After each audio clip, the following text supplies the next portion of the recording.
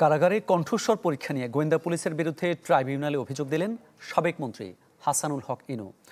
অসৎ উদ্দেশ্য থেকে এটি করা হয়ে থাকতে পারে আশঙ্কা তার, যদিও তা নাকচ করেছেন চিফ প্রসিকিউটর। জানান, শেখ হাসিনার মন্ত্রিসভার ১৭ জনের বিরুদ্ধে শেষ পর্যায়ে মানবতা বিরোধী অপরাধের তদন্ত। জুলাই আগস্টের মানবতা বিরোধী অপরাধের মামলায় সবচেয়ে বেশি সংখ্যক আসামিকে রোববার হাজির করা হয় ট্রাইব্যুনালে। গণঅভ্যুত্থানের মুখে পতিত আওয়ামী লীগ সরকারের ৯ মন্ত্রী, ২ উপদেষ্টা ও বিচারপতি সহ হাজির করা হয় ৩৮ জনকে। সকাল 11:30টার পর ট্রাইব্যুনালে একে একে তোলা হয় আনিসুল হক, কামরুল ইসলাম, দীপুমণি পলক সহ ১৬ জনকে। এ সময় এজলাসে খোশ গল্প করতে দেখা যায় আওয়ামী লীগের এক সময়ের ক্ষমতা ও প্রভাবশালী এসব নেতাকে। সাবেক আইনমন্ত্রী আনিসুল হককে দেখা যায় সবার খোঁজ খবর নিতে, আবার তাদের আইনজীবীদেরও দিলেন পরামর্শ। বিচার কাজ শুরুর আগে হাসানুল হক ইনুর আইনজীবী জানান তার মক্কেল কথা বলতে চান।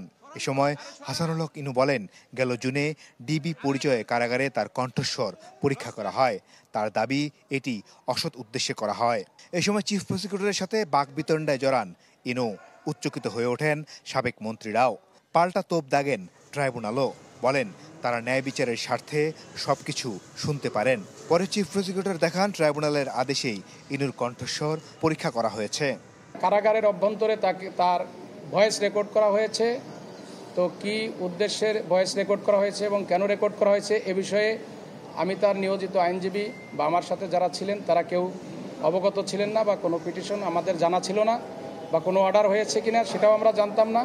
পরে ১৬ মন্ত্রীসহ ৪৫ জনের মামলায় সময় চেয়ে চিফ প্রসিকিউটর বলেন তদন্ত প্রায় শেষ পর্যায়ে। তবে ৪৫ জনের বিরুদ্ধে ভিন্ন ভিন্ন মামলায় তদন্ত প্রতিবেদন দেয়া হবে। তাদেরকে আজকে ট্রাইব্যুনালে হাজির করা হয়েছিল। তাদের মামলার তদন্তের অগ্রগতি প্রতিবেদন ট্রাইব্যুনালে জমা দিয়েছেন তদন্তকারী কর্মকর্তা, এবং সাথে সাথে আরও ৩ মাসের সময় প্রার্থনা করেছেন। ট্রাইব্যুনাল সময় মঞ্জুর করেছে। এদিকে রোববার হাজির করার কথা থাকলেও আসামি থেকে রাজসাক্ষী বা অ্যাপ্রুভার হওয়া সাবেক আইজিপি মামুনকে ট্রাইব্যুনালে হাজির করা হয়নি।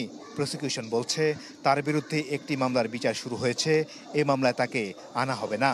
ওনার বিরুদ্ধে অলরেডি সাবেক প্রধানমন্ত্রী শেখ হাসিনার সাথে ওনার তদন্ত প্রতিবেদন দাখিল হয়ে সেটি চার্জ গঠন হয়ে গিয়েছে, আপনারা জানেন। সেজন্য উনি বাদে আর বাকি যারা আছে তাদেরকে এই ট্রাইব্যুনালে হাজির করা হয়েছিল আজকে। এদিকে কক্সবাজারের বহুল আলোচিত একরামুল হত্যা মামলায় গ্রেফতার দেখানো হয়েছে আলোচিত এমপি বদিকে। তাকে তদন্ত সংস্থায় জিজ্ঞাসাবাদের অনুমতিও দেন ট্রাইব্যুনাল। মাসুদুর রহমান, চ্যানেল 24, ঢাকা।